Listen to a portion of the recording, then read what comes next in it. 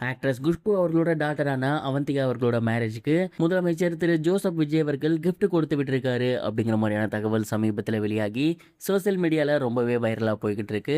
அதை பற்றி தான் இந்த ஒரு வீடியோவில் நம்ம பார்க்க போகிறோம். தென்னிந்திய நட்சத்திர ஜோடியான சுந்தர் சி மற்றும் குஷ்பு இவங்களோட மூத்த பொண்ணான அவந்திகா சுந்தர் அவர்களுக்கு சமீபத்தில் மேரேஜ் நடந்திருந்துச்சு. அண்ட் கோவாவில் ரொம்பவே சூப்பராக கடற்கரையில் பிரம்மாண்டமான முறைப்படி ஏகப்பட்ட ஸ்டார்ஸ் முன்னிலையில் அவங்களோட கல்யாணம் நல்லபடியாக நடந்திருந்துச்சு.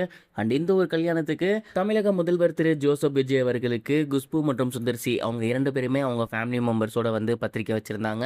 ஸோ கண்டிப்பாக முதலமைச்சர் விஜய் அவர்கள் இந்த ஒரு கல்யாணத்தை அட்டன் பண்ணுவார், அப்படி இல்லைன்னா ரிசப்ஷனாவது அட்டன் பண்ணுவார் அப்படிங்கிற மாதிரி எல்லாருமே நினச்சிக்கிட்டு இருந்தோம்.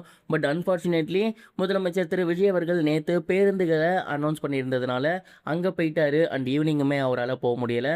ஏன்னா இன்னைக்கு காலையில் போதைப் பொருள் ஒழிப்புக்காக மாரத்தான் போக வேண்டியது இருந்துச்சு. இந்த மாதிரியான ரீசன்ஸ்னால விஜய் சார் போகாமல் இருந்திருந்தாரு. அண்ட் நிறைய நெட்டிசன்கள் குஷ்பு அவர்கள் உங்களுக்கு மிக நெருங்கிய அக்கா மாதிரி அப்படின்னு சொல்லியிருக்கீங்க. அண்ட் அப்படி இருக்கப்ப அவங்க பொண்ணோட கல்யாணத்துக்கு நீங்கள் போகலையே அப்படிங்கிற மாதிரியான கேள்விகள் எழுப்பியிருக்காங்க. அரசு பணிகள் காரணமாக தான் திரு ஜோசப் விஜய் அவர்கள் போகாமல் இருந்திருக்காரு. பட் அந்த ஒரு பாண்டிங் அப்படிங்கிறது எப்போவுமே இருக்கும். அதனால தான் அவர் திரிஷா கிட்ட அவங்களுக்கு கிஃப்ட் ஒன்று வாங்கி கொடுத்து விட்டுருக்காராமா.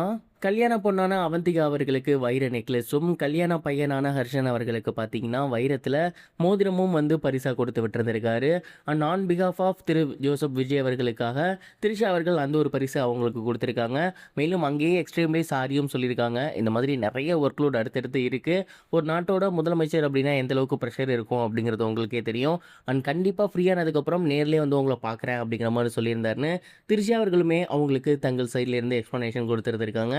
அண்ட் நிறைய பேர் வந்து முதலமைச்சர் திரு ஜோசப் விஜய் அவர்களும் திரிஷாவும் ஒன்றா போயிடுவாங்களோ அப்படிங்கிற மாதிரி பயந்துட்டு இருந்தாங்க. ஆனால் திரிஷா மட்டும்தான் போயிருந்தாங்க.